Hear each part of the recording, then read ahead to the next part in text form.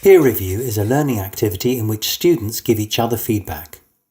Research shows that peer review can be effective in the learning process, but only if it is properly organised. The Teaching, Learning and Technology Research Group conducts research into the effective use of peer review in learning processes. This animation looks at how to organise peer review.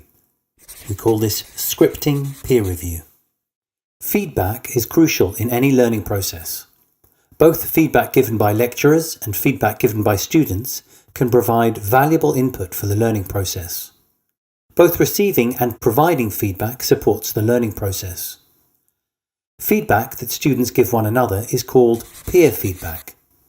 Feedback given by a lecturer is called expert feedback. An effective peer review process requires a good balance between peer and expert feedback.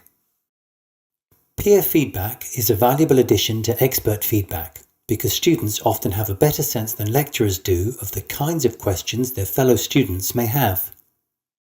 Peer review supports students' active engagement. By organising peer review in the virtual learning environment, it also extends teaching time. To be effective, peer review must be implemented at the right time and in the right format. To be perceived by students as being valuable, the benefits of giving feedback have to outweigh the time invested. To organise peer review, you need a script. A script sets out the sequence in which activities are carried out. Organising peer review in a virtual environment simplifies matters for the lecturer. It also allows students to give the peer feedback at a time convenient to them.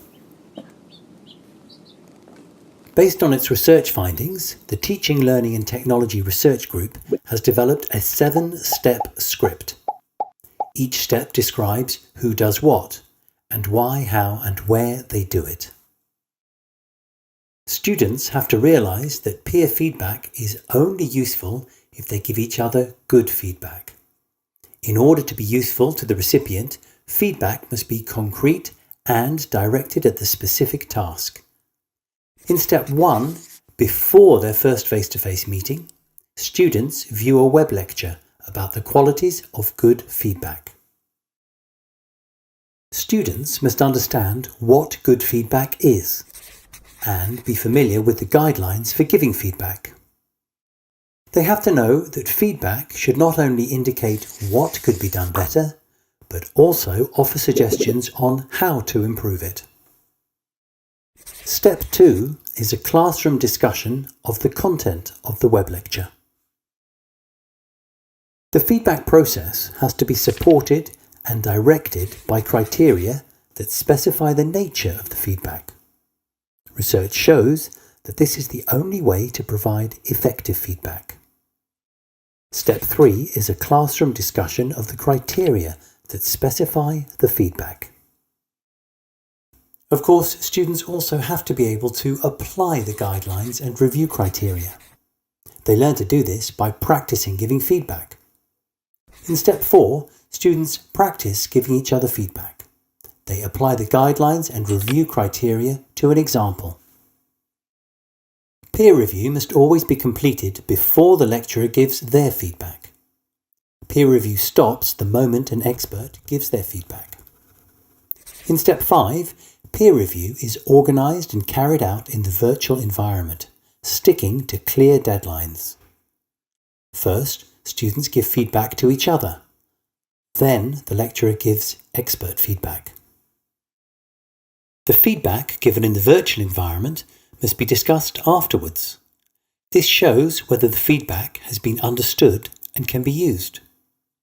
Step 6 is a classroom discussion of the peer and expert feedback.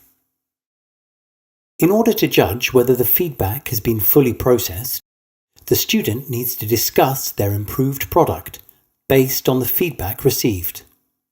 To do this efficiently, the student should explain what they did with the feedback they received. Step 7 is a classroom discussion of how products were improved based on the feedback. Depending on how much experience students have with giving feedback, steps 1, 2 and 4 may be condensed. The website of the Teaching, Learning and Technology Research Group has additional material to help script peer review and information on the research.